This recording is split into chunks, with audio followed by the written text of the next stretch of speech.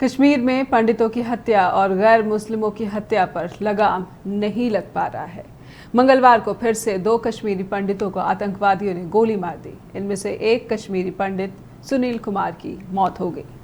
पीड़ित परिवार के दोनों भाई अपने घर से 100 मीटर की दूरी पर अपने सेब के बाग में काम कर रहे थे कि तभी आतंकवादियों ने वहां आकर उन पर गोली चला दी। सुनील कुमार उस कश्मीरी पंडित परिवार से थे जिसने 1990 के दशक में भी कश्मीर नहीं छोड़ा था, जब अल्पसंख्यकों को आतंकवादी चुन चुन कर मार रहे थे। अब इस परिवार में गुस्सा इस बात का है कि क्यों प्रशासन और सुरक्षा बलों ने उनके परिवार की सुरक्षा में चूक की, क्योंकि 4 महीने पहले भी इसी परिवार के एक दूसरे सदस्य पर हमला किया गया था, गोली मारी गई थी। ताज़ा आतंकी हमले में मारे गए सुनील कुमार शोपिया के अपने गांव चोटीपुरा में खेती किया करते थे। सुनील कुमार के परिवार में अब उनकी 4 बेटियां और पत्नी बची हैं। नमस्कार, मैं हूं नेहा शुक्ला और आप देख रहे हैं स्ट्रेट टॉक। शोपिया जिले के कश्मीरी पंडित सुनील कुमार की हत्या के बाद उनके चोटीपुरा गांव में गहरा सन्नाटा पसरा है। हर तरफ फौज पुलिस का पहरा है। इस घटना के बाद गांव की सारी दुकानें बंद रही। परिवार का गुस्सा उस वक्त और भी ज्यादा फूट पड़ा जब कश्मीर के डिविजनल कमिश्नर पांडुरंग के पॉल सुनील कुमार के घर पहुंचे। सुनील कुमार के परिवार के एक सदस्य अनिल कुमार ने पांडुरंग के पॉल का रास्ता रोक लिया और उन्हें घर के भीतर जाने से रोक दिया।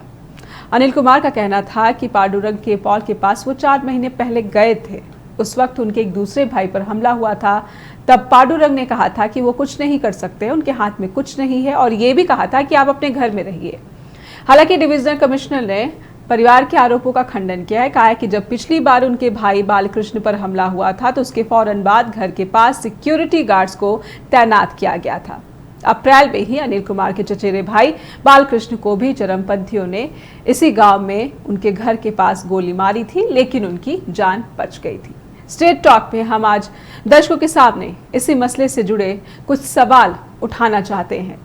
ये सवाल आपके टीवी स्क्रीन पर दिख रहे हैं कि क्या घाटी में पंडितों की सुरक्षा बार बार चूक उठना क्या इशारा कर रहा है? क्यों आखिर बार बार घाटी में पंडितों की सुरक्षा में ये चूक हो रही है? क्या कश्मीरी पंडितों की पुनर्स्थापना हकीकत से कोसों दूर है?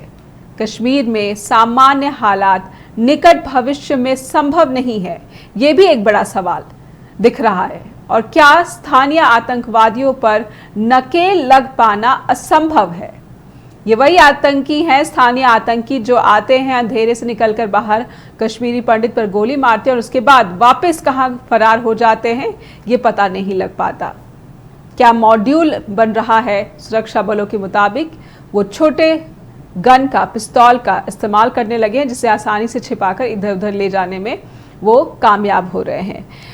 हमारे साथ इस वक्त जुड़ रहे हैं 2 मेहमान इस मसले पर जुड़ेंगे, जो कि एक रक्षा विशेषज्ञ होंगे अनुराग शुक्ला, और साथ ही साथ जम्मू से हम जोड़ने की कोशिश कर रहे हैं एक सीनियर पत्रकार हैं दीपक खजूरिया। वहां पर क्या हालात बने हुए जम्मू कश्मीर में, वो ग्राउंड रिपोर्ट हमें बताएंगे कि असल में वहां पर क्या समस्या और क्यों इस समस्या पर प्रशासन, सुरक्षा बल जो है वो लगाम लगा पाने में असफल नजर आ रहे हैं। साथ ही साथ हम अपने दर्शकों से भी अपील करते हैं कि आप कश्मीर में हिंदुओं, प्रवासी मजदूरों पर हो रहे हमलों पर क्या विचार रखते हैं, या आप इससे जुड़ा कोई सवाल करना चाहते हैं तो कृपया हमें हमारे फोन नंबर पर जरूर संपर्क करें। ये नंबर आपके टीवी स्क्रीन पर फ्लैश किए जा रहे हैं। तो हमारी पूरी कोशिश होगी कि हम थोड़ी ही देर बाद जो हमारे मेहमान जुड़ रहे हैं इस मसले पर चर्चा करने के लिए, उनसे बातचीत शुरू करें। और एक बार फिर से मैं अपने दर्शकों से अपील करती हूं कि वो जो नंबर टीवी स्क्रीन पर फ्लैश किए जा रहे हैं, आप इन नंबर पर हमसे संपर्क करिए। कश्मीर में क्यों कश्मीरी पंडितों को चुनकर टारगेटेड किलिंग के लिए शिकार बनाया जा रहा है, लेकिन इस पर सुरक्षा बल इन घटनाओं को रोक पाने में असफल नजर आ रहा है। जो कमिश्नर थे, डिविजनल कमिश्नर, उन पर इसी परिवार के, जो पीड़ित परिवार है, उनके एक दूसरे सदस्य ने आरोप लगाया कि 4 महीने पहले सुरक्षा की मांग की थी, लेकिन तब कहा गया था कि आप घर के भीतर रहिए। हालांकि डिविजनल कमिश्नर ने इस आरोप से इनकार किया है। तो कश्मीर में क्या यहाँ पर हालात बने हुए हैं और क्यों 1990 जैसे हालात यहाँ पर ऐसा लग रहा है कि दिख रहे हैं? हमारे साथ रक्षा विशेषज्ञ डिफेंस एक्सपर्ट जो है अनुराग शुक्ला जुड़ चुके हैं। अनुराग जी, अगर आप तक मेरी आवाज पहुंच रही है तो मैं आपसे जानना चाहूंगी कि कश्मीर में एक बार फिर से दो भाइयों को, वो भी उस परिवार के दो भाइयों को आतंकवादियों ने निशाना बनाया जिन्होंने 1990 के बाद भी घाटी में ही अपना जो घर है उसे नहीं छोड़ा, क्योंकि वो यहाँ के बाशिंदे हैं और खतरा चाहे कितना भी हुआ हो, लेकिन उन्होंने अपनी धरती को छोड़ने से जो है वो नहीं इसको अपनाया और वहां पर डटे रहे। लेकिन अब ऐसा लग रहा है कि इन परिवारों में भी, जो कि 1990 के दौरान भी यहाँ पर डटे रहे और कितना खतरा इन्होंने झेला होगा, और अब कह रहे हैं कि वो असुरक्षित महसूस कर रहे हैं। अनुराग जी, सबसे पहले मैं सबको गुड मॉर्निंग बोलता हूँ अपने देश से। और ये जो अराइज हुआ है रिसेंटली, ये एक तरह से पॉलिटिकली मोटिवेटेड इंटरनेशनल लेवल पे चलाई जा रही एक मुहिम के तहत एक हिस्सा है।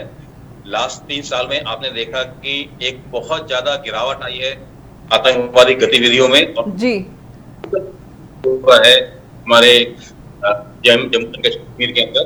तो जिस तरह से इंटरनेशनल लेवल पे पाकिस्तान का जो एक मुहिम चल रही थी उसको एक बहुत बड़ा झटका लगा है, पीस वापस लौट के आई है और कश्मीर एक तरह से ग्रोथ की रास्ते पे दोबारा चल पड़ा है।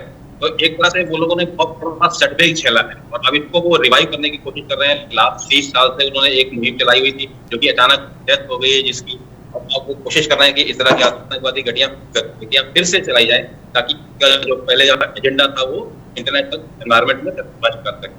और इसी चीज को ध्यान में रखते हुए उन्होंने ये टारगेट किलिंग करने की कोशिश करी है, जो कि एक बहुत ही छोटे तबके का एक इंसिडेंट माना जा सकता है, लेकिन इसको इंटरनेशनलाइज करने की कोशिश की जा रही है।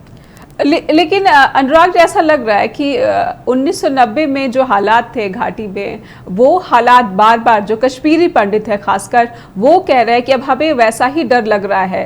हालांकि जब यूपीए गवर्नमेंट थी तो उस दौरान ऐसा देखा गया था कि इस तरह का कम से कम जो है फियर फैक्टर जो है वो माइनॉरिटीज जो है वहाँ पर, अल्पसंख्यक, उनके बीच में नहीं देखा जाता। अब ये बढ़ गया है। तो क्या जब से 2019 के बाद से यहाँ पर 370 हटाई गई है, सुरक्षा बलों के लिए जो लगातार ये एक चैलेंज बना हुआ है और इस चैलेंज को कंप्लीटली जो है वो नहीं कर पा रहे कवर? नहीं, अगर हम 1990s की सिचुएशन से कंपेयर करेंगे तो ये बिल्कुल ही अलग सिचुएशन है। 1990s में 2 तरह के थे। एक तो सुरक्षा बल की प्रेजेंस उस समय में इतनी ज्यादा नहीं थी कश्मीर वैली के अंदर। आज सुरक्षा बल की प्रेजेंस देखें तो ऑलमोस्ट काफी ज्यादा है। और राष्ट्रीय राइफल के नाम पे एक काउंटर इंसर्जेंसी फोर्स है जो कि सिर्फ काउंटर इंसर्जेंसी के लिए ही वहां पे मौजूद है। तो पहले जितना सुरक्षा का ध्यान गवर्नमेंट रखती थी उससे हमारा कई गुना ज्यादा आज सुरक्षा हमारी मौजूद है। और पहले एक तरह से एक कोशिश की गई थी कि पूरी कम्युनिटी एक दूसरी कम्युनिटी के खिलाफ खड़ी कर दी गई थी और एक तरह का माहौल ऐसा बनाया गया था कि जिस तरह से डर का माहौल बना था। लेकिन आज ऐसा कुछ भी नहीं है। आज कश्मीर के हालात बहुत डिफरेंट हैं। कश्मीर बहुत सेफ है, बहुत ज्यादा। कश्मीर ग्रोथ की राह पे चढ़ रहा है। और ये जो टारगेट किलिंग है, जो कि इक्का दुक्का किलिंग जिसे हम मान सकते हैं, क्योंकि एक टारगेट किलिंग करी जा रही आतंकवादी घटना से अधिक कुछ भी नहीं है। लेकिन ये इक्का दुक्का, यहाँ पर अनुराग जी, इक्का दुक्का कहना सही नहीं हुआ, क्योंकि 1% जो माइनॉरिटीज है, जो कश्मीरी पंडित वहां पर है, उनकी जो संख्या है वो इतनी नहीं है कि इन 1-2 जो हत्याएं हो रही है इसको इग्नोर किया जा सके। हमारे साथ दीपक खजूरिया भी जुड़े हुए, वरिष्ठ पत्रकार हैं और द न्यूज स्क्वायर के मैनेजिंग एडिटर भी हैं। बहुत बहुत स्वागत करती हूँ मैं दीपक आपका स्ट्रेट टॉक के दौरान। और आपसे जानना चाहूंगी कि ये जो मंगलवार को हत्या हुई है और 2 भाइयों को, एक ही परिवार के 2 भाइयों को निशाना बनाया गया, गोली मारी गई, एक भाई की मौत और दूसरा अस्पताल में इलाज के दौरान जूझ रहा है, जिंदगी की जंग जो है वो लड़ रहा है। दीपक जी। बिल्कुल सही कह रही है नेहा आप। अगर हम ये कश्मीर के जो अब की हालात की बात करें तो ऑल टुगेदर डिफरेंट हालात बन रहे हैं। कहीं ना कहीं कोशिश ये हो रही है कि जो धारा 370 हटाई गई थी 2019 5 अगस्त को, ऑलमोस्ट 3 साल हो गए उस चीज को, और 3 साल बाद भी आज भी जो कश्मीर में हालात है, अगर हम ये बोलेंगे जो टेररिस्ट बैठे हुए हैं सीमा पार, जो पाकिस्तान में टेररिस्ट है या फिर पाकिस्तान में बैठ के जो ऑपरेट कर रहे हैं सारी चीजों को, उनकी मंशा यही है कि कश्मीर में कहीं ना कहीं जो बाहर के लोग आकर अगर जमीन खरीद रहे हैं या कुछ सेटल होने की कोशिश कर रहे हैं या जी कुछ बिजनेस कुछ एस्टेब्लिश हो रहा है तो उसको रोका जाए, क्योंकि जो डोमिसाइल सर्टिफिकेट जो कश्मीर में दिया गया था भारत की ओर से कि जम्मू कश्मीर में जो लोग रह रहे हैं वो डोमिसाइल ले सकते हैं, जिसने डोमिसाइल लिया है उसी को इन्होंने टारगेट किया है। ये बहुत खास बात है। इसमें ये नहीं है कि सिर्फ कश्मीरी पंडितों को टारगेट किया गया है, बल्कि कश्मीरी हिंदुओं को टारगेट किया गया है। मैं ये कहूंगा कि जो लोग कश्मीर के बाहर से हैं और वहां आकर रह रहे हैं, चाहे कोई बैंक मैनेजर है, चाहे कोई टीचर है, चाहे कोई बिजनेस एस्टेब्लिश करने की कोशिश कर रहा है, चाहे कोई नॉर्मल सा कोई कियोस्क लगा रहा है, कोई रेडी फड़ी लगाने वाला है, कोई दिहाड़ीदार है, उसको टारगेट किया गया क्योंकि उसने कहीं ना कहीं कश्मीर में आके रहने की कोशिश की, बसने की कोशिश की, सेटल होने की कोशिश की। तो ये एक बड़ी सिलेक्टिव किलिंग है, एक टारगेट किलिंग है कि टारगेट किया जाना है कि किसको टारगेट करना है। अदरवाइज आप एक चीज देखो, इस साल कोविड के बाद बहुत ज्यादा टूरिज्म रहा कश्मीर में, कहीं भी किसी भी टूरिस्ट को टारगेट नहीं किया गया। अमरनाथ यात्रा अभी खत्म हुई 3 दिन पहले, अमरनाथ यात्रियों का पूरी तरह से स्वागत किया गया। तो एक सोची समझी साजिश है, एक प्रॉपर टारगेट किलिंग है कि किसको टारगेट करना है, एक सोची समझी साजिश बिल्कुल नजर आ रही है। दीपक, यहाँ पर रोकना पड़ रहा है आपको, एक छोटा सा ब्रेक यहाँ पर लेना पड़ रहा है हमें। एक ब्रेक लेते हैं और फौरन लौटते हैं स्ट्रेट टॉक पर और जानेंगे कि साजिश को क्यों प्रशासन जो है वो सुलझा नहीं पा रही। एक छोटा सा ब्रेक, फौरन हाजिर होते हैं। ब्रेक के बाद फिर से स्वागत है आपका। आप देख रहे हैं स्ट्रेट टॉक और आज हम चर्चा कर रहे हैं कश्मीर में एक और कश्मीरी पंडित की हत्या को लेकर। हमारे साथ 2 मेहमान बने हुए हैं। दीपक खजूरिया है, सीनियर जर्नलिस्ट हैं जम्मू से, और रक्षा विशेषज्ञ है अनुराग शुक्ला। दीपक, आप कह रहे थे ब्रेक पर जाने से पहले कि एक सोची समझी साजिश है जिस तरह से इन घटनाओं को, इन हत्याओं को अंजाम दिया जा रहा है।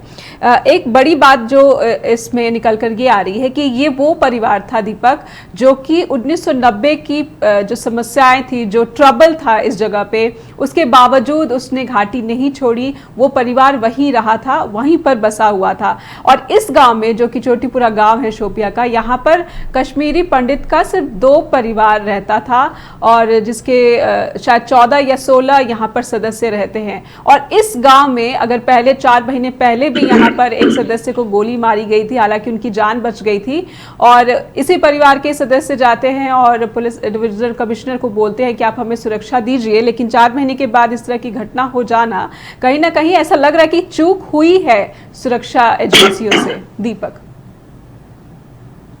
बिल्कुल सही कह रही है नेहा आप। अगर हम सुरक्षा की बात करें तो अगर हमने मई में देखा, जो मई या जून में 4 से 5 घटनाएं हुई कश्मीर में, उसमें एक राहुल भट्ट की किलिंग हुई। उसके अलावा हमने देखा कि एक जम्मू की टीचर थी रजनी बाला, जो एक स्कीम के तहत वहां पर नौकरी कर रही थी, उनकी किलिंग हुई। तो उसके बाद जम्मू में लगातार प्रोटेस्ट होने शुरू हो गए और जितने भी कश्मीरी पंडित या जो बाकी जो बाहर के लोग थे जो कश्मीर में जॉब कर रहे थे, वो जम्मू आ गए और उन्होंने प्रोटेस्ट किया। गवर्नमेंट से एक ही मांग की कि अगर उन्हें सिक्योरिटी प्रोवाइड की जाती है तो ही वो वापस जाएंगे। अब इसमें सबसे बड़ी एक इंपॉर्टेंट बात देखने वाली ये है कि गवर्नमेंट का ये कहना है कि हम सिक्योरिटी उनको जॉब के दौरान दे सकते हैं या फिर जहां वो रह रहे हैं कॉलोनी में दे सकते हैं। अब एक आदमी घर से बाहर निकलता है मार्केट की ओर, उसके साथ सिक्योरिटी फोर्सेस जाएं, ये पॉसिबल नहीं है।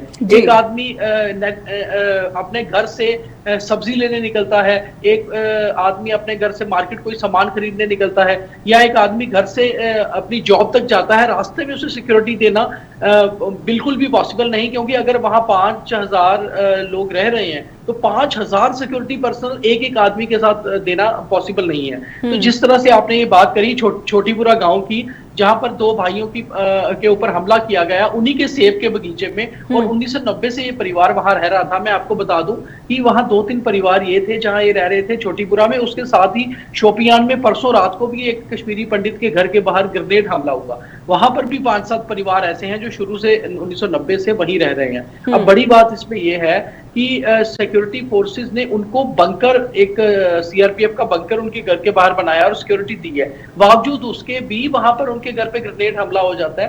तो 2 तरह की हम इसमें बातें देख सकते हैं। एक तो ये कि ये एक साजिश है जिसके तहत जो कुछ बचे हुए कश्मीरी पंडित हैं या कश्मीरी हिंदू हैं कश्मीर में, उनको भी वहां से निकालने की साजिश है, ताकि कहीं ना कहीं पूरी तरह से एक ही कम्युनिटी को वहां रहने दिया जाए, एक ही पूरा एक जो है अपना अलग से वहां क्रिएट किया जाए। दूसरी बात यह है कि कि कहीं ना कहीं ये जो ग्रेनेड हमले करना, ये जो टारगेट किलिंग करना, इसका मकसद यही है कि ये जो नया डोमिसाइल एक्ट जम्मू कश्मीर में आया है कि जिसको जम्मू कश्मीर में जमीन लेनी है, नौकरी लेनी है, वो डोमिसाइल सर्टिफिकेट बनाए। तो हमने देखा है कि जिस आदमी ने डोमिसाइल के लिए अप्लाई किया है या डोमिसाइल हासिल किया है, उसी के ऊपर हमला हुआ है। यानी कि कश्मीर में एक साजिश ये हो रही है कि कहीं ना कहीं जैसे जम्मू कश्मीर के इलेक्शन कमीशन ने कल एक प्रेस कॉन्फ्रेंस की जम्मू में और ये साफ कर दिया कि अब जो आदमी जम्मू कश्मीर में आकर टेम्परेरी तौर पे बिजनेस कर रहा है, स्टूडेंट है, कोई पढ़ रहा है या रह रहा है, वो भी यहाँ पर वोटर राइट्स ले सकता है और वोट कर सकता है। तो ऐसे में और हमले तेज हो सकते हैं, क्योंकि अगर कोई आदमी कश्मीर में वोट बनाता है, वहां पर वोटर राइट लेता है, तो उसको टारगेट करेंगे कि ये आदमी कश्मीर का नागरिक बनने की कोशिश कर रहा है। तो इसी साजिश ये है कि कोई भी शख्स 1990 में तो एक टारगेट था कि कहीं ना कहीं हिंदुओं को, कश्मीरी पंडितों को वहां से निकाला जाए। अब वो टारगेट हो रहा है केवल कश्मीरी पंडित नहीं, कश्मीरी हिंदू टारगेट हो रहा है कि जो डोमिसाइल बना रहा है, जो राइट्स लेने की कोशिश कर रहा है वहां पर, उसको टारगेट किया जाए। जी, आपने एक बहुत बड़ी बात कही है कि एक साजिश जो है वो बहुत ज्यादा बड़ी है। ये कोई लोकल लेवल पर बनाई गई साजिश नहीं है, बल्कि साजिश एक बहुत बड़ी साजिश है कि कंप्लीटली जो वहां पर माइनॉरिटीज है, जो नॉन मुस्लिम्स है, उनको किस तरह से वहां से शिफ्ट किया जाए या हटाया जाए या टेरर पैदा किया जाए उनके बीच में, कि उनका रहना वहां पर जो है वो उनकी जान के लिए खतरा है। अनुराग जी, मैं आपके पास आना चाहूंगी कि ये एक बहुत बड़ी साजिश जिसकी बात दीपक कर रहे हैं कि उन परिवारों को निशाना बनाना कि जो 90 के दशक में भी जो वहाँ पर रह गए, उन्होंने घाटी को नहीं छोड़ा, ये बात साफ बताती है कि कंप्लीटली नॉन मुस्लिम्स को वहां से हटाना है। तो एक बड़ा मकसद जो सुरक्षा बलों की, जैसा आपने कहा कि तादाद वहां पर जो संख्या है जवानों की वो बढ़ गई और जगह जगह पर जो है सुरक्षा बढ़ा दी गई है। ये 90 के दशक जैसी जो है सिचुएशन वहां पर नहीं रही है। तो इसके बावजूद ये बड़ी साजिश का बार बार सामने आना, एजेंसीज का रोल किस तरह से आप एक्सप्लेन करेंगे? सबसे पहले तो मैं आपको ये बताना चाहूंगा कि जो नैरेटिव चला रहे हैं ये इंटरनेशनल लेवल पे, पाकिस्तान का ये पूरा नैरेटिव है जिसके अंदर ये कोशिश कर रहे हैं कि कश्मीर के अंदर हमेशा हलचल मची रहे और किसी तरह से हिंदू मुस्लिम का पोलराइजेशन होता रहा है। यही उनका एजेंडा है और ये पूरी तरह से फेल हुआ है। अगर हम आज की बात करें तो उन्होंने ओआईसी लेवल पे भी जाके कश्मीर के खिलाफ स्टेटमेंट जारी करवाने की कोशिश करी है। इंटरनेशनल लेवल पे वो अलग थलग पड़ गए, उनका कोई साथ नहीं दे रहा है। और एक भारत बहुत मजबूत देश उभरा है पिछले 5-7 साल के अंदर। इंटरनेशनल अरेना में भारत को कश्मीर के अंदर बहुत ज्यादा सपोर्ट मिला है। इस चीज को देखते हुए दूसरे एंगल से देखें कि अगर 1990 की बात करें तो उस जमाने की जो जनरेशन थी उसकी दूसरी जनरेशन इस समय चल रही है, जनरेशन एक्स की जगह जनरेशन वाई आ गई है। और वो लोग जो नया कश्मीर है, जो नए लोग हैं, जो नया पॉपुलेशन है, जनरेशन जिसकी हम बात करें, वो इस आतंकवाद से कोई वास्ता नहीं रखना चाहती है, वो इससे बिल्कुल दूर है। वो अपने बच्चों को आगे बढ़ाना चाहती है और भारत का जितना भी ग्रोथ चल रहा है उसी के साथ अपने आप को अलाइन करके देखना चाहती है। अगर आप कश्मीर में देखें पिछले 3 साल के अंदर ऐसा कभी नहीं हुआ जो इस साल इंडिपेंडेंस डे पे जो आपने सेलिब्रेशन देखे, जिस तरह से कश्मीर के लोगों ने पार्टिसिपेट किया। तो ये जो नई जनरेशन है वो आतंकवाद से बिल्कुल अलग है, वो इस पॉलिटिकल एजेंडा में किसी तरह से साथ देने को तैयार नहीं है। तो एक तरह से जो आतंकवाद का जो ऑब्जेक्टिव था वो अलग थलग पड़ गया और उसको रिवाइव करने का जो पाकिस्तान की कोशिश की जा रही है वो बहुत ही ज्यादा उनके लिए जरूरी, इसीलिए वो टारगेट क्लियर करके फिर रिवाइज करने की कोशिश कर रहे हैं। बट इसका उन्हें वो कभी भी कामयाब नहीं हो पाएंगे और अल्टीमेटली सुरक्षा बलों के हाथों, अगर आपने देखा होगा, जितने भी आतंकवादी होंगे धीरे धीरे मार दिए जाते हैं। उनकी एक्टिविटी ज्यादा से ज्यादा 1 महीने से लेकर 4 महीने के बीच में एक्टिव रहती है और कोई भी आतंकवादी इससे ज्यादा सर्वाइव नहीं कर पा रहा है। तो इसका सबसे बड़ा रीजन है एक तो हमारी स्ट्रॉन्ग मिलिट्री फोर्सेस और सेकंड हमारे को जो लोकल सपोर्ट मिलता है, जो लोकल इंटेलिजेंस मिलता है, जो वहां के रहने वाले लोग खुद बताते हैं कि इस जगह पे आतंकवादी छिपे हुए हैं। तो यही हमारा सबसे बड़ा सपोर्ट है और यही जो एक चेंज जो हमने देखा है पिछले 4 साल के अंदर, ये चेंज जो है हमारे को विश्वास दिलाता है कि ऐसा पोलराइजेशन अब नहीं हो पाएगा, ऐसा नहीं होगा कि हिंदू मुस्लिम और ये एक नया कश्मीर बन के बाहर आएगा। जी, बेशक हम उम्मीद कर सकते हैं कि एक नया कश्मीर हो जाए, लेकिन 2019 के बाद इस नए कश्मीर में जो है अभी भी कश्मीरी पंडित अगर खुद को सुरक्षित महसूस नहीं कर पा रहे, तो एक ये बड़ा चैलेंज लगातार बना हुआ है कि अगर 370 खत्म करने के बाद भी जो वहाँ पर नॉन मुस्लिम्स है वो अपनी जान का खतरा यहाँ पर जो है, उन्हें बहुत बड़ा खतरा जो बल्कि मैं कहूँगी कि वो लग रहा है। एक बड़ी बात ये भी इस बार देखने को मिली है अनुराग जी कि जो टेररिस्ट है, अब कहा जा रहा है कि 24 घंटे के भीतर ही जो इस हत्या में शामिल था उसके घर पर वहां पर अटैक किया गया और सुरक्षा बलों ने, और जो उसका घर था उसे अटैच कर लिया गया, उसे जब्त कर लिया गया। तो ये किस तरह का अब एक जो है कवर करने की कोशिश कर रही है सुरक्षा बल, और आतंकवादियों को 24 घंटे के भीतर आपने वहां पर कहां पर छिपे इसकी जानकारी आपको मिल गई, लेकिन जानकारी पहले नहीं मिल पाई कि सेब के बगीचे में वहां पर मालिक के पास जाकर वहां पर गोली मार देंगे। देखो, किसी भी घटना को पहले प्रिडिक्ट करना थोड़ा मुश्किल हो जाता है। सुरक्षा बल अपना पूरे जोश के साथ पूरी तत्परता से लगी हुई है आतंकवादी को ढूंढ निकालने के और उनको एनिलेट करने के लिए, लेकिन इतनी बड़ी वैली में हर एक, जैसा बताया आपको कि हर एक को सुरक्षा दे पाना मुश्किल हो पाता है। हर स्पॉट पे हमने ग्रिड सिस्टम बनाया है, पूरी कश्मीर को हमने ग्रिड में बांट दिया है और हर ग्रिड को हमने इंटेलिजेंस के हिसाब से उसको मॉनिटर करते रहते हैं। लेकिन ये जो आतंकवादी हैं ये 1 या 2 की संख्या में ही होते हैं ज्यादा, बिकॉज इनकी संख्या काफी कम हो चुकी है वैली के अंदर। तो ये एक ग्रिड से दूसरे ग्रिड में मूव कर जाते हैं, तो फिर उनका पता लगा पाना एकदम से मुश्किल हो पाता है। बट डेफिनेटली हमने प्रूफ किया है पिछले 1 साल के अंदर, 2 साल के अंदर, कि कोई भी आतंकवादी को हमने ज्यादा 2 महीने 3 महीने ज्यादा एक्टिव रहने नहीं दिया गया है। जी अनुराग जी, लेकिन जो इस हत्या में शामिल था वानी, वो उसकी उम्र काफी कम है जिसके बारे में कहा जा रहा है, और वो भागने में भी जो है वो कामयाब रहे हैं। उसके घर पर ही बल्कि वहां पर सुरक्षा बलों ने वहां पर पहुंचे और वहां पर कोशिश की उसे पकड़ने में, लेकिन वो कामयाब नहीं रहे। एक छोटा सा ब्रेक लूंगी और ये समझने की कोशिश करूंगी कि युवा जो है वो वहां पर अभी भी क्या मिसगाइड हो रहे हैं, जो लोकल यूथ है वो मिसगाइड हो रहे हैं। एक छोटा सा ब्रेक लेते हैं यहाँ पर, फौरन लौटते हैं। ब्रेक के बाद फिर से स्वागत है आपका। आप देख रहे हैं स्ट्रेट टॉक। हमारे साथ एक कॉलर जुड़ रहे हैं और सुन लेते हैं कि वो क्या कहना चाहते हैं। बहुत बहुत स्वागत है आपका हमारे स्ट्रेट शो टॉक के दौरान, और मैं जानना चाहती हूँ कि आप अपना नाम बताइए कृपया। जितेंद्र जी, जितेंद्र जी, कश्मीर में फिर से जो है एक हिंदू की हत्या कर दी गई है, क्या राय या फिर विचार रखना चाहते हैं आप? जी, मैं कश्मीर में बहुत पहले, काफी साल पहले, 30-35 साल पहले रहा हूँ जी, काफी देर रहा हूँ। बहुत ब्यूटीफुल जगह है, बहुत अच्छे लोग थे। हम मुस्लिम, कश्मीरी मुस्लिम घर भी जाते रहते थे, दावतें होती रहती थी, वो मिलते रहते थे, बड़े प्यार से हम रहते थे जी। अब जो माहौल है सुन के बड़ा बुरा लगता है वहाँ। तब हम जब कुपवाड़ा, सोपोर, अनंतनाग ऐसी जगह पे जब सुनते हैं, वहाँ होते हैं, वहाँ हम जाते रहते थे, हम अपने फ्रेंड्स के साथ मिलते रहते थे। अब तो यहाँ पर जाना ही बड़ा मुश्किल है। लेकिन मुझे लगता है 370 ये एक्सपर्ट जो कह रहे हैं वो तो गिनी चुनी बात कह रहे हैं कि हो जाएगा, लेकिन 370 हटाने से कोई फर्क पड़ा नहीं। बजाय कि ज्यादा नुकसान कश्मीरी पंडित का हो रहा है, वो जरा दिन ब दिन उनकी डेथ हो रही है जी। सिक्योरिटी हालांकि कितनी भी है, लेकिन फिर भी ये हो जाती है, काफी हो रही है दिन ब दिन। मैं इनसे ये पूछना चाहता हूँ कि ये कब तक चलेगा? 370 हटाने से क्या कोई फायदा हुआ है या नहीं हुआ? जी, बहुत एक बड़ा सवाल है। बहुत बहुत शुक्रिया करना चाहूँगी जितेंद्र जी जो कि आपने उठाया है, और हम ज़रूर पूछना चाहते हैं।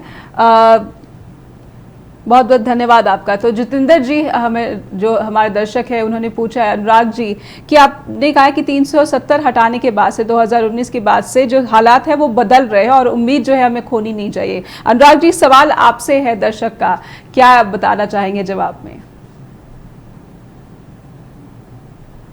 जी बिल्कुल, भविष्य बहुत अच्छा है और ये चीज दर्शाता है कि अगर हम इतनी मिलिटेंसी की लाइफ देखें तो मिलिटेंसी की लाइफ इतनी लंबी नहीं होती कभी। जैसे अगर हमने देखा कि 1990 से ये सब स्टार्ट हुआ है और आज 2022 आ गया है, लगभग 30 साल हो चुके हैं, तो कोई भी मिलिटेंसी की लाइफ इतनी ज्यादा लंबी नहीं होती। अगर आपने पंजाब में भी देखा होगा तो ज्यादा कितना चला था। तो ये सब चीजें ध्यान में रखते हुए एक इंटरनेशनल मुहिम थी जिसमें बहुत सारा पैसा दिया गया था और इसके अलावा एक पॉलिटिकल सपोर्ट था इस पूरी मुहिम को। तो अभी 19 जब ये धारा 317 लाई गई, इसके ये भी एक पॉलिटिकल व्यू नजर आता है और एक पॉलिटिकल चेंज है। और किसी भी स्टेट का सिचुएशन तब चेंज होता है जब पॉलिटिकल व्यू चेंज हो जाता है।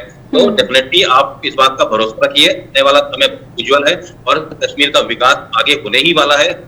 आतंकवाद की घटनाएं घटती जाएंगी। ये एक केवल जो पिटी क्राइम्स जिसे बोलते हैं जो हर स्टेट में है उसी तरह कन्वर्ट हो चुका है। आज अगर आप पूरे साल का इंसिडेंट उठा के देखें तो लगभग 13 से 14 इंसिडेंट ऐसे होते हैं जिसमें इस तरह की आतंकवादी घटनाएं कोशिश की जा रही हैं। अगर आप एक्टिव मिलिटेंसी देखें तो तकरीबन 153 का फिगर दिया गया था लास्ट 2021 में, जिसके अंदर 73 इंटरनेशनल आतंकवादी बताए गए थे और बाकी लोकल बताए गए थे। जी, लेकिन मैं दीपक के पास आना चाहूंगी। दीपक जी, जिस तरह से इस घटना की बात मैं खास तौर पर करना चाहूंगी, जो आतंकवादी आदिल बानी है वो एक बहुत ही युवा नौजवान है और उसके घर पर पहुंचे, उसकी प्रॉपर्टी को अटैच कर लिया, पिता को अरेस्ट किया है, उसके भाइयों को अरेस्ट किया गया है। हालांकि जो आतंकवादी है वो अपने जो साथियों के साथ भागने में कामयाब रहा, लेकिन तो ये क्या बता रहा है कि ये जो घटना है ये और ज्यादा जो लोकल्स है, जिस लोकल्स का जो सपोर्ट मिल रहा है आतंकवादियों की साजिश में, ये शायद कब नहीं हुआ है पहले के मुकाबले। नहीं नेहा, ऐसा नहीं है, बहुत कम हुआ है पहले से। अब आपने एक चीज देखी होगी, कश्मीर में अब बहुत सारे जो युवा हैं वो टेररिज्म की तरफ नहीं जा रहे हैं। हमारे दर्शक ने पूछा था कि क्या फर्क आया है 370 हटने के बाद। हाँ। 3 सालों में फर्क ये आया है कि कश्मीर में अब कहीं भी आतंकी के घर को अगर जब्त किया जा रहा है तो कहीं भी कोई पत्थरबाजी की घटना नजर नहीं आ रही। स्थानीय लोग उसकी स्पोर्ट में आगे नहीं आ रहे हैं। वहीं दूसरी ओर फर्क ये भी आया है कि जो युवा है अब वो मिलिटेंसी की तरफ इतने इंक्लाइन कश्मीर में नहीं हो रहे हैं। बहुत सारे युवा हमने देखा जो टेररिज्म की तरफ जा रहे थे मगर लौट के मेन स्ट्रीम में वापस आए हैं। बीच में बहुत सारे हमने फ्रेश जो टेररिज्म में गए थे लड़के, वो देखा कि जब उनके घर वालों ने उनको कॉल किया कि आप सरेंडर कर दो तो वो वापस एनकाउंटर के दौरान भी सरेंडर कर रहे हैं। कुछ परसेंटेज ऐसी जरूर है जिनका माइंड वॉश करके पाकिस्तान में बैठे हुए आतंकी संगठनों के सरगना हो या पाकिस्तान में आईएसआई जो हो, कुछ ऐसे युवा हैं जिनका माइंड वॉश करके उनको इस तरफ इंक्लाइन कर रहे हैं। वो भी बहुत इक्का दुक्का, जैसे कि मेरे सहयोगी शुक्ला साहब ने बताया कि कश्मीर में एक जो बदलाव आया है ये पहले से बहुत चेंज है। अब जो है वहां का युवा जो है वो अपने बिजनेस को आगे बढ़ाने की बात कर रहा है। आप एक और कॉलर जुड़ रहे हैं हमारे साथ। दीपक, मैं रोकना चाहती हूँ, आपने सही बात कही कि शायद पत्थरबाजी ना होना भी एक बड़ा बदलाव हो सकता है। एक और कॉलर जुड़ गए हैं। बहुत बहुत स्वागत है आपका स्ट्रेट टॉक में। आप अपना नाम बताइए कृपया। जी नेहा जी, नमस्कार, मेरा नाम भास्कर है और मैं कैलिफोर्निया से बोल रहा हूँ। जी, स्वागत है आपका। जी धन्यवाद जी मेरी कॉल लेने के लिए। इसमें नेहा जी एक चीज, मैं आपके टॉपिक पे तो मैं अभी आता हूँ। मुझे एक चीज जो मैं पहले कहना चाहता हूँ वो ये कि कल हमने जैसे वो सुना था कि एक बच्चे को पानी पीने की वजह से उसके स्कूल में उसके हेडमास्टर ने ही मार के मार दिया जी। तो वो हमें लगा कि ये थोड़ा ज्यादा है। हम इसमें थोड़ा कुछ हम लोग कंट्रीब्यूट करना चाहते हैं, हम कंट्रीब्यूट करना चाहते हैं कि अगर जितने भी स्कूल राजस्थान में जहां एक्यूट शॉर्टेज पानी की है, जहां पानी नहीं है, हमें या तो आपके माध्यम से या गवर्नमेंट की तरफ से आपके पास हमारा सारा इंफॉर्मेशन है हमारी, तो वो हमें कांटेक्ट करें कि वहाँ इतने घड़े चाहिए, इतना वो चाहिए जहाँ एक्यूट शॉर्टेज है पानी की। वो हम पूरा प्रयास करेंगे कि वहाँ बहुत ही स्कूल में नहीं, ज्यादा से ज्यादा हम ये करें। ये हमें थोड़ा ज्यादा लगा है और हम इसमें कुछ कंट्रीब्यूट करें तो हम अपने आप को भाग्यशाली समझेंगे। हम भी बहुत भाग्यशाली कि हमारे शो के साथ इस तरह के दर्शक हैं जो भारत की जो समस्याएं हैं उसमें योगदान देना चाहते हैं। बहुत ही अच्छा आपका प्रयास है और जरूर हम आपके इस प्रयास में आगे इसको आगे लेकर जाना चाहेंगे। मुकेश जी, साथ ही मैं ये भी जानना चाहूंगी, बड़ी खुशी होगी जी कि हाँ जी बिल्कुल, क्योंकि ये हाँ जी, क्योंकि हम सिर्फ बोलते ही नहीं है, हम कुछ करना भी चाहते हैं। सिर्फ बोलना वो हमें वो रास नहीं आता और ना ही हमें वो अच्छा भी नहीं लगता। पर आपने हमें तो पता नहीं चलना था, ये तो आपके माध्यम से हमें तो पता चला सुना। बट एनीवे, ये मैंने छोटा सा, मैं इसमें ज्यादा भी नहीं बोलना, वो पब्लिसिटी होती है वो भी मुझे नहीं करनी है, तो एक मैसेज देना था आपको, वो मैंने दे दिया। हाँ, अब ये जो आप कश्मीर में जिस बात कर रहे हैं ना, देखिए लोग, मुझे बड़ी हैरानगी होती है, मैं पर्सनली कह रहा हूँ किसी के, पर लोग पूछते हैं कि इसका फायदा क्या हुआ। देखिए कितनी मैं तो बेवकूफी की बात कर ही देता हूँ कि इतना बड़ा वो लोग पूछे नुकसान क्या हुआ है भाई तुम्हें या वहाँ, उनको नुकसान उनको हुआ है, तुम्हें तो कहीं और बैठे हुए तुम पूछ रहे हो कि फायदा क्या हुआ। छोड़ो, मैं उधर तुम्हारी तरफ नहीं आता।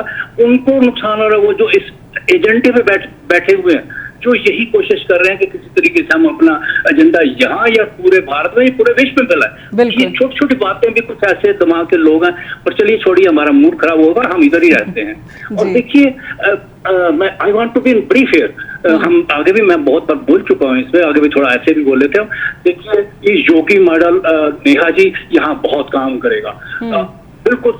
अगर आप वहाँ करिए, जैसे ही कोई करता है आप उसको तो वो मारे तो हम तो हमारे पास इतनी जेलें नहीं है, हम उसको नहीं पकड़ सकते। जो कहता है इसको जिंदा पकड़ो, भाई जिंदा पकड़ के तो तुम तुम्हारे घर रख देंगे क्या? कौन इसकी जिम्मेदारी करेगा? कल को फिर छूटेगा फिर करेगा, हमें मत बोलना।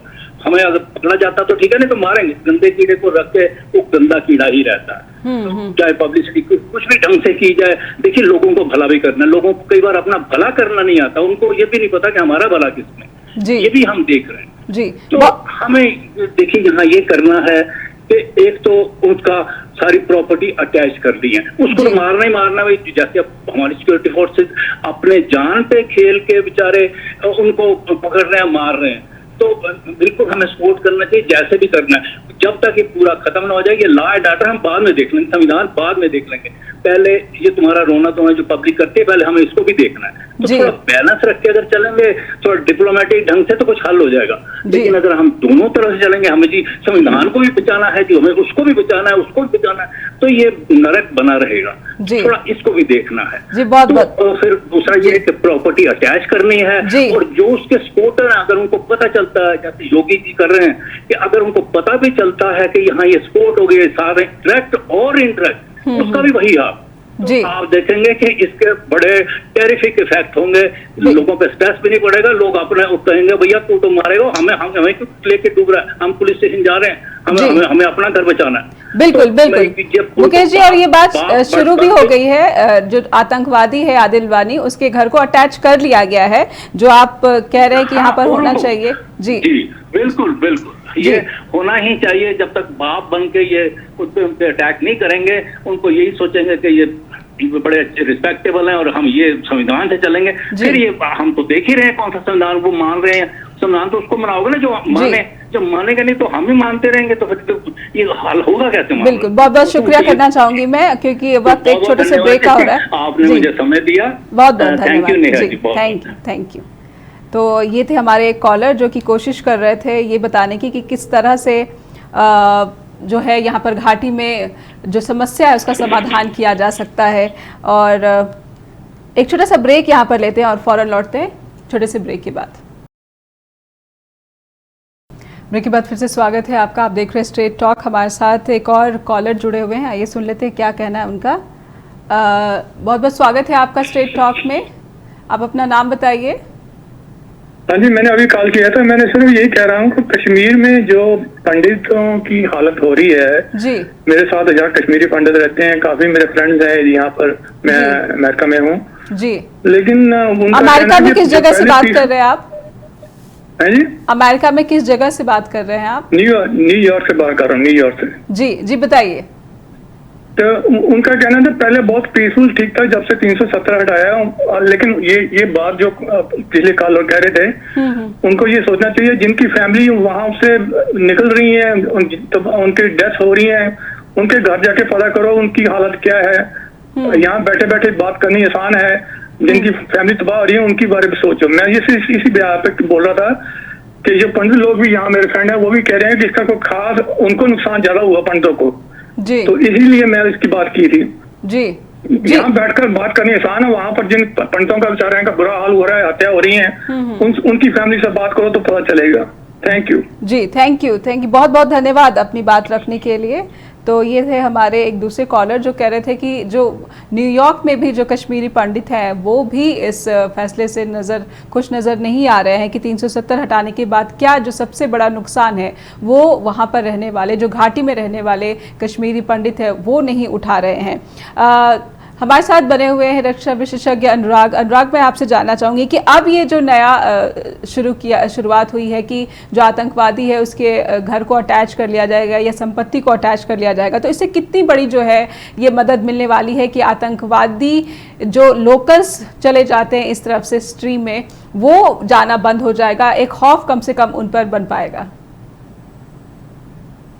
जी, पर्पस ये नहीं है कि किसी चीज का खौफ पैदा किया जाए। पर्पस यहाँ पे किसी तरह से सरकार का ये नहीं है कि हम किसी ऐसा मैसेज देने की कोशिश करें कि सरकार ऑथोरिटेरियन है, ऐसा नहीं है। लेकिन एक सख्त कदम उठाने की सच में जरूरत है, जहां पे कि एक मैसेज जाए क्लियरली कि जो लोग देश के खिलाफ लड़ रहे हैं, जो देश के खिलाफ जा रहे हैं, उनके खिलाफ एक्शन लिया जाएगा। और ये जो मैसेज है ये दिखाई पड़ना चाहिए ग्राउंड के अंदर। तो ये उसी के चीज में एक स्टेप है जिसे हम कहेंगे, जो कि बहुत छोटा सा स्टेप है, इसके तो और आगे जाना चाहिए था। लेकिन जो उनके फैमिली मेंबर्स हैं उनको हम हमेशा सपोर्ट में लेके चलना चाहते हैं। वो हमारे खुद के सिटीजन हैं, वो कोई बाहर वाले नहीं है, वो हमारे ही अपने ही लोग हैं, तो हम उनको भी कष्ट नहीं देना चाहते। लेकिन साथ साथ समाज को एक मैसेज जाना बहुत जरूरी है कि आप अपने देश के साथ जुड़े रहिए, फख्र करिए अपने देश को, और अपने बच्चों को भी समझाइए कि किसी तरह उसके अगेंस्ट में नहीं जाना है, बाहरी ताकतों के इन्फ्लुएंस में नहीं आ जाना है। और इस चीज को बताना समाज में बहुत जरूरी है। और एक पहला कदम है जो कि आप पिछले 30 साल बाद देख रहे हैं। इससे पहले ऐसा कभी पॉलिटिकल व्यू नहीं हुआ था। आज पॉलिटिकल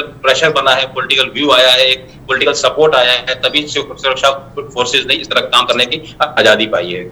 जी अनुराग, लेकिन मैं ये भी समझना चाहूँगी कि वहाँ पर जो सुरक्षा बल है 2019 के बाद से किस तरह के जो चैलेंज है वो पहले से बढ़ गए हैं, क्योंकि यहाँ पर आतंकवादी जो है अब अलग अलग मॉड्यूल लेकर सामने आ रहे हैं और अलग अलग तरीकों से जो है नॉन मुस्लिम्स को जो है निशाना बना रहे हैं।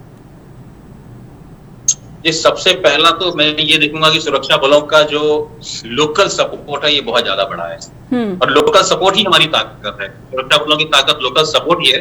और ये चीज फ्रस्ट्रेशन जो है आतंकवादी के अंदर दिखाई पड़ रहा है। सबसे पहले तो उनको रिक्रूटमेंट के लिए नया कार्डर नहीं मिल रहा है। लोकल कार्डर ऑलमोस्ट ड्राई अप हो गया है। पिछले पूरे साल में अगर पुलिस की ट्रीटमेंट देखी जाए तो सिर्फ 39 एक्टिव लोकल मिलिटेंट हैं जो उस समय पुलिस की लिस्ट में रिलीज किए गए हैं। तो ये बहुत ही कम संख्या है, और अगर पिछले 30 साल से देखें तो ये बहुत ही सबसे लोवेस्ट पे है। तो एक तरह से सपोर्ट है, और दूसरा हमारा खुद का जो ऑपरेशन है, जो हमारे पिछले 30 साल के एक्सपीरियंस के बाद जो हमारा ऑपरेशंस का जो एफिशिएंसी बढ़ी है, तो इससे आतंकवादियों को अपना कोई भी कार्य अंजाम देने में बहुत ज्यादा दिक्कत आती जा रही है। और कोई भी एक्टिव आतंकवादी 2 से 4 महीने से ज्यादा नहीं टिक पा रहा है, उसको एलिमिनेट किया जा रहा है। तो यही एक हमारी ताकत है और ये एक बदलाव है। चैलेंजेस तो हमेशा से रहेंगे और इस तरह की सिचुएशन आती रहेगी, बिकॉज इसमें एक इंटरनेशनल लेवल का सपोर्ट है, पाकिस्तान का सपोर्ट है। तो उसका एक अलग से जब तक निपटारा नहीं किया जाएगा तब तक ऐसी सिचुएशन चलती रहेगी। बट डेफिनेटली लोकल पीपल है, जो कश्मीर है, वो एक ग्रोथ की तरफ बढ़ रहा है, और आने वाले समय में वो पूरी तरह से मिलिटेंसी को नकार देगा और वो ग्रोथ की राह पे चलेगा। जी, लेकिन यहाँ पे छोटे छोटे जो टेरर आउटफिट्स हैं, जैसे ये आदिल वानी जिस टेरर आउटफिट का बताया जा रहा है, अल बदर ये आउटफिट था जिसे बैन कर दिया गया था। ये छोटे छोटे जो टेरर आउटफिट्स हैं, अभी भी ऐसा लग रहा है कि वो जैसे आदिल वानी जैसे युवा है उनको काडर बना पाने में शायद कहीं ना कहीं जो है छुटपुट तरीके से ही सही लेकिन सफल हो पा रहे हैं। अगर सिर्फ कश्मीर की संख्या देखें पॉपुलेशन की, तो वो तकरीबन 80 लाख है। तो 80 लाख में अगर 1 या 2 या 4 इंसिडेंट्स ऐसे होते हैं तो we should accept it as a law and order problem, not as a मुहिम नहीं देखिएगा इसको। ये सिर्फ लॉ एंड ऑर्डर प्रॉब्लम नहीं देखा जाएगा। जी, और जिस तरह से हमारे जो जर्नलिस्ट है उन्होंने कहा कि वहाँ पर जो टूरिज्म है, जो यात्री आते हैं, पर्यटक आते हैं, उनको निशाना नहीं बनाया जाता। जिस तरह से अमरनाथ यात्रा हुई, उनको जो है आतंकवादियों ने निशाना नहीं बनाया। यानी कि मकसद साफ है कि जो बिजनेस है उसको वो अटैक नहीं करना चाहते हैं, बल्कि एक नॉन मुस्लिम जो कम्युनिटी है वही उनकी साजिश का एक बड़ा हिस्सा है। तो इसको अलग अलग करने में सुरक्षा बल का जो ऑपरेशन वो किस तरह से यहाँ पर चल रहा है घाटी में? जी, जो टारगेट हमारा है वही टारगेट मिलिटेंट का भी है। मिलिटेंट चाहते हैं लोकल सपोर्ट, लोकल सपोर्ट के सहारे ही वो वहां पे जिंदा हैं। तो वो भी चाहते हैं कि किसी भी तरह से उनके बिजनेस को कभी भी टारगेट ना किया जाए जिससे उनकी आर्थिक हालत पे कोई फर्क पड़े। और इसी चीज को मद्देनजर रखते हुए टूरिज्म एक जम्मू कश्मीर का बहुत बड़ा बिजनेस है, और जम्मू कश्मीर में टूरिज्म ही उनकी इकोनॉमी को चला रहा है। तो किसी भी आतंकवादी के लिए ये बहुत मुश्किल बात हो जाती है कि जब उनके पेट पे अगर वो अटैक करेंगे तो उनके लिए भी सर्वाइवल बहुत मुश्किल हो जाएगा। तो सारा सपोर्ट जो है वो लोकल पॉपुलेशन के ही चाहते हैं, और वो उन्हीं की सोच को चेंज करना चाहते हैं। वो उन्हीं को आतंकवादी बनाना चाहते हैं और उन्हीं को भड़काना चाहते हैं एक दूसरी कम्युनिटी के खिलाफ, सो दैट कि इनके यहाँ पे अनरेस्ट रहे और इंटरनेशनल लेवल पे इसको मुद्दा बनाने में वो लोग कामयाब हो सके। तो ये उसी चीज को दर्शाता है कि कभी भी उनके बिजनेस को आतंकवादी कभी टारगेट नहीं करता है।